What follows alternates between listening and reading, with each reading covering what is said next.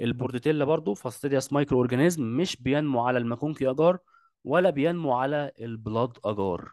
هو بينمو على البلاد اجار بس مش البلاد اجار بتاعنا العادي، لا بينمو على انواع بلاد اجار تانية. تمام، هنتعرف على الكلام ده. البورتديلا هو من انواع البكتيريا اللي بتعمل حاجه اسمها الووبن كف. الووبن كف او السعال الديكي، واتسمى بالاسم ده لان هو المريض خصوصا الاطفال بيخش اثناء النوبه الكحه والعطس، بيعمل سعال متكرر، سعال متكرر سريع جدا. السعال دوت يعني حد ما يوصل اللي هو يخرج كل الهواء، يبدا ياخد نفس، النفس ده بيشبه ما اكن صياح الديك. تمام، فتسمى كده ان هو ايه، بالسعال الديكي، اللي هو بمعنى، اللي هو معنى صح اللي هو ايه، واحد بيكح وبعد كده بياخد نفسه فالنفس بيطلع مع ايه، بسعال ديكي. ايه، نفس الكحه، نفس الكحه كده بالظبط. طيب علاجه ايه؟ علاجه لما يكون حد عنده ووبن كف بالنسبه للاطفال واشوف الحوار دوت، يعني حتى الدكاتره لما بتبدا تلاحظ الكلام دوت وفي مثلا عنده مجموعه مرضى موجودين بره، لا بيبدا ياخد الطفل اللي بيبدا يعمل الكحه دي، بيبدا ياخده كده بره الدور خالص وبره اي حاجه، بيبدا يتعامل معاه، يبدا يشوفه ويبدا يشوف هو عنده ايه. علاجه ان هو بيحتاج راحه وسوائل دافيه ممكن توصل لاكسجين. الاطفال الصغيرين ممكن يوصلوا لاختناق، فمحتاج برضو جلسات اكسجين ومحتاج برضو رعايه. وافضل حاجه كانتيبيوتيك ليه هيكون الازيثروميسين او التريمسالف. طيب ليه بقى البورديتيلا ديت بتسبب حاجه اسمها الووبن كف؟ ليه البورديتيلا بتسبب الووبن كف؟ وحاجه تانية، سؤال تاني برضو هيبقى سؤال حلو جدا، ليه البورديتيلا مش هنلاقيها في عينات الاسبيوتا؟ تمام، وهنلاقيها في عينات تانية. تعال بقى نشوف الكلام ده. بيقول لك ان البورديتيلا ديت مسؤوله او من ضمن الحاجات اللي هي الباثوجينيست بتاعتها، انها بتمسك في حاجه اسمها ايه، بتمسك في السيلييتد ابيثيليال سيل. السيلييتد ابيثيليال سيل. طيب السيلييتد ابيثيليال سيل دي مكانها فين؟ ها، موجوده في الرئه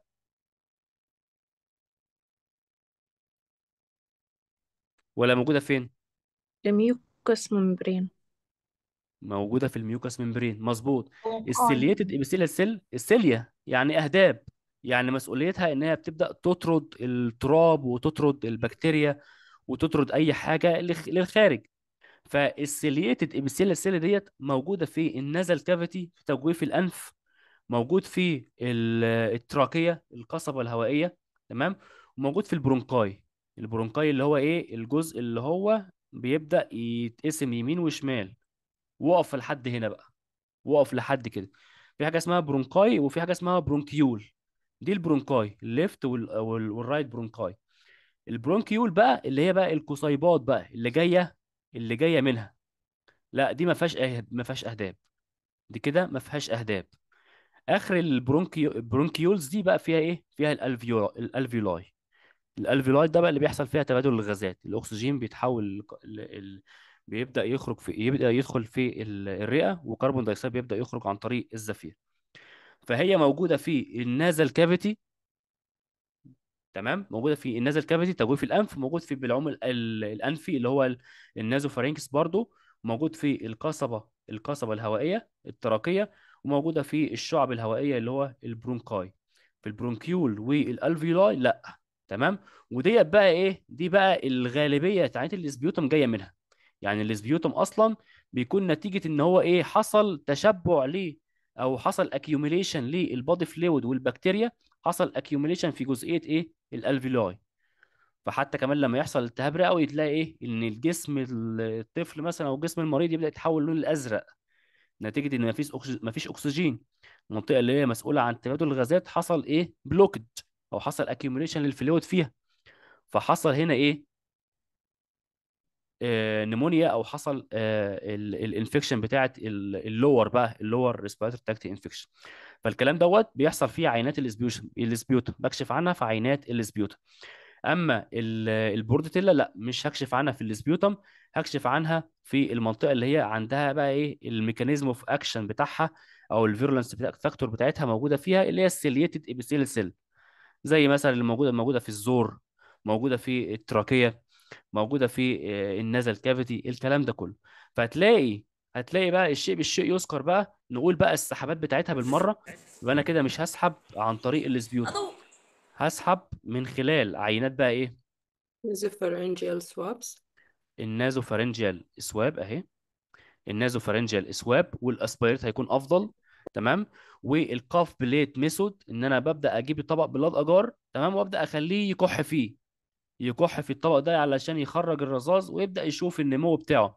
بس البلاد اجار ده مش بيكون يعني بلاد يعني اللي هو النورمال بتاعنا، لا، ده هو حاجه اسمها بوردة جينجيو اجار، هنتكلم عنها. او بري نازل سواب، زي ما بناخد عينات كده لعينات الكوفيد، ابدا اخد العينه بتاعتي وابدا اعمل لها استريكن على الميديا بتاعتي. لكن السبيوتم والثروت سواب لا، علشان دولت مش الاورجانيزم يبدا يعمل بيكون موجوده فيها بشكل يعني ايه، بشكل مباشر. طيب البورديتيلا بقى بتشتغل ازاي، او بتبدا تعمل المشكله بتاعتها ازاي؟ المشكله دي بتمسك في حاجه اسمها السيلياتد ابيثيليال سيل اللي احنا اتفقنا عليها. فساعتها بتبدا تفقد الخلايا اللي فيها بقى السيليا دي، الاهداب، بتفقد قدرتها على طرد المخاط، مش هتعرف تبدا تطلع المخاط ده. تمام. ومع الكلام ده بتبدا تفرز البورديتيلا التوكسين بتاعها، تبدأ ساعتها تفرز التوكسين بتاعها. التوكسين دوت بيشجع او بيحفز حاجه اسمها الادنيليت سايكليز توكسين، اللي هو الكامب توكسين، ان هو يبدأ ينشط. وده بقى بيوقف بقى ايه، بيوقف بقى الفاجوسيتوزيس، ويمنع ان البكتيريا تتقتل داخل الفاجوسايت او داخل الخلايا، ويمنع السيتوكاينز انها تنتشر في المكان ده. وفي نفس الوقت بتعمل نيكروتيك تيشو في المكان ده، فتعمل اريتيشن، تعمل الاريتيشن، تخلي بقى الشخص ده عايز يكح باستمرار، كل شويه عايز يكح، كل شويه عايز يكح. فالموضوع دوت بسبب السموم اللي هي بتفرزها، انها بتكون لوكالايز، وان هو يبدا يعمل انفلاميشن، ويبدا يعمل قفن بشكل مستمر. بيبدا هنا بقى ايه يحصل، الحاجه اللي احنا خايفين منها اللي هو البرونكو نيمونيا. البرونكو نيمونيا، او حاجه اسمها الانفيسيميا، انفيسيميا اللي هو انتفاخ الرئه. تمام. فهنا بقى المشكله بتاعتها بتبدا تزيد بقى، تبدا يتحول بقى من مجرد بقى كحه، لا، بتوصل بقى للبرونكونيمونيا، وتبدا تعمل المشاكل بتاعتها. ممكن توصل في الاخر انها توصل للمخ وتعدي البلاد برين بارير، تعمل مننجايتس. وفي الحاله دي بقى ايه، بتكون اخطر حاجه ممكن توصل لها البوردتيلا. تمام. فالبدايه بتاعتها مجرد ما عرفت ان هو الشخص ده عنده وبن كف، لا، ساعتها ابدا اتعامل معاه مباشره، ابدا اتعامل معاه مباشره. البوردتيلا كان زمان معتبر يعني هو مرض قديم، يعني قديم جدا يعني. فكان في فترة من الفترات كان بيسبب ان هو وفاة عدد كبير جدا، توصل لوفيات لعدد كبير جدا.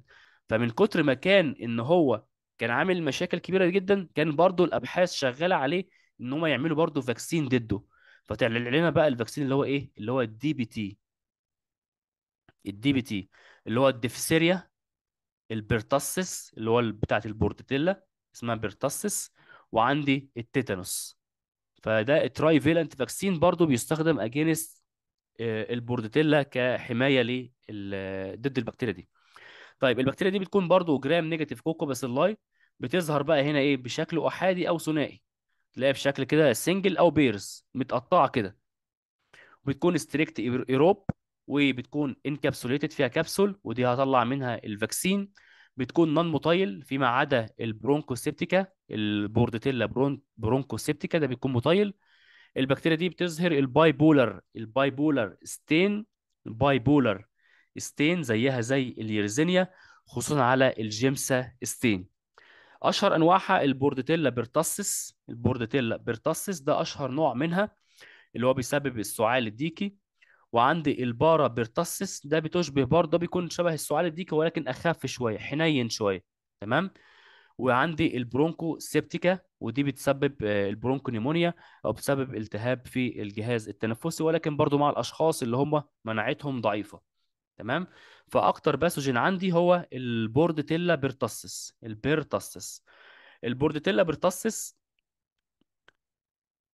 تمام. يختلف عن البورديتيلا بارابرتصس ان هو الباثوجينيست بتاعتها بتكون عاليه، يعني ده الباثوجينيست بتاعتها بتكون اعلى ما يكون من البارابرتصس.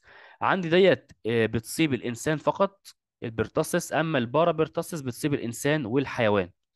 نموها على الميديا بتاعتها بيكون بطيء من 3 ل 7 ايام. اما البارابرتصص لا، هي بتحتاج يومين بس علشان تبدأ تظهر. بتكون غير بيجمنتد، اما البارابرتصص بتكون بيجمنتد، لا تفرز اليورياز انزيم. اما البارابرتصص اشهر حاجه ليها انها بتفرز اليورياز، ولكن بعد فتره طويله، اللي هو 24 ساعه. الاكسيديز بتاعها بوزيتيف هنا، اما بيكون نيجاتيف في حاله البارابرتصص. فده كده مقارنه بين الاثنين.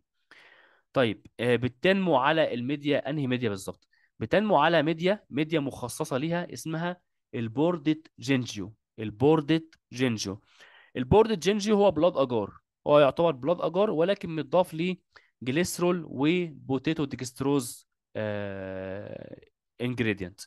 مواد كده موجوده فيها بجانب البلاد اجار اللي بيتضاف في الميديا بتاعتها. ولكن البلاد هنا مش البلاد العادي اللي هو فيه 5 ل 10% من الشيب بلاد. لا، هنا بيكون انريتشد شويه. انريتشد بلاد، انريتشد شيب بلاد من 15 ل 20. يعني نسبة البلاد اللي موجودة في البورد جينجو أجار بتكون من 15% ل 20%، وده رقم كبير جدا. أو إنك ممكن تعمل إيه، 10%، 10% من البلاد، ولكن بقى أنهي الهورس بلاد. الهورس بلاد. تمام. ودي ميديا اللي موجوده في ميديا حاجه اسمها الريجان لوي شاركول اجار. تمام. او بتسمى برضو بالشاركول ستيفاليكزين بلاد اجار. ده بيكون فيها شاركول، وبيكون فيها هورس بلاد، وفيها مضاد حيوي اللي هو السيفاليكزين. ده بيكون برضو ايه، من الميديات اللي هو ممكن تكون افضل من البورد جينجو. يعني الميديا ديت، الريجان لود، افضل من البورد جينجو.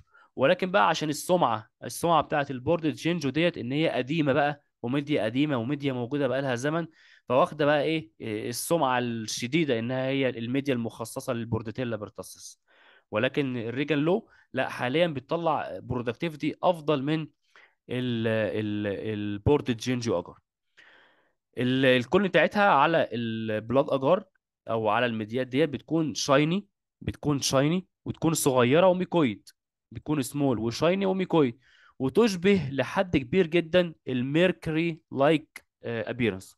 تشبه الزئبق. تشبه الكولني بتاعت الزئبق. تحس انها ميكويد، الميكويد بتاعتها شبه الليكويد بتاع الزئبق. تمام. شرط اساسي برضو للبوردتيلا ان انا ابدا اسيبها لفتره طويله، وده سؤال بورد. يجي لك كده كل الكلام رايح في اتجاه ان انا بشخص البوردتيلا بورتاسيس، ويجيب لك اعراضها كلها، الووبين كف والكلام ده كله. ولكن يجي بقى في حته السؤال يقول لك ايه، اثناء زرعها على البورد جينجيو اجار ما اعطتليش نتيجه بعد 48 ساعه، فهي افضل حل. فساعتها نقول ان احنا نبدا نعمل لها ري انكيوبيشن لحد 7 ايام. تمام. further incubation more than 2 days. في نوع برضو منها، النوع اللي هو البورديتيلا برونكوسيبتيكا. دي بتيجي من عضة الكلاب. دي بتيجي اكتر حاجة من عضة الكلاب، وبتعمل مشاكل كبيرة جدا في النمونيا لو ما اتلحقتش يعني. البكتيريا دي برضو نفس الكلام اللي احنا قلناه على البورتيلا. هي جرام نيجاتيف كوكوباسيلاي، موجودة في شكل سنجل او شكل ديبلويد. نون لاكتوز فيرمنتر على الماكونكي اجار. وقف هنا بقى.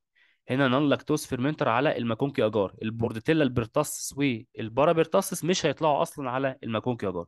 هنا هتطلع على الماكونكي اجار وتكون شكلها كلرلس. هنا موتايل واوكسيديز. واوكسيديز بوزيتيف. هنا موتايل عكس انواع البورتديلا، دي بتكون موتايل واوكسيديز بوزيتيف زي الغالبيه بتاعه البورديتيلا.